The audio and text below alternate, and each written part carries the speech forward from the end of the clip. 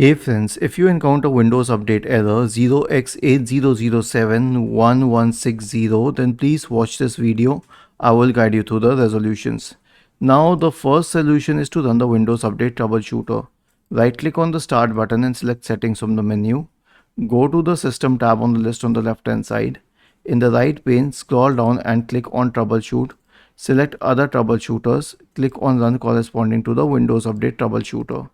The next solution is to clear the contents of the software distribution folder. Now I have a script for it, and I have shared this script in the description section of the video. All you need to do is copy it and then open command prompt and then click on run as administrator. Paste the script here and hit enter till the bottom.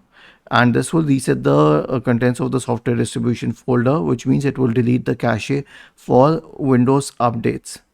The last solution, if everything else fails, is to install Windows updates manually. So open your browser and search for Microsoft Update Catalog. Okay. And then go to this website catalog.update.microsoft.com.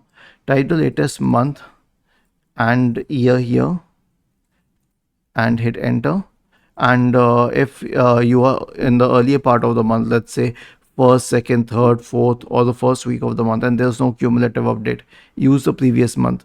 And then check for the latest cumulative update. Click on download and then click on this MSU file and then click on this downloaded MSU file to install it on your system. Was this helpful? If yes, then please subscribe to the channel, and if not, then let us know in the comment section of the video on how we could help you further.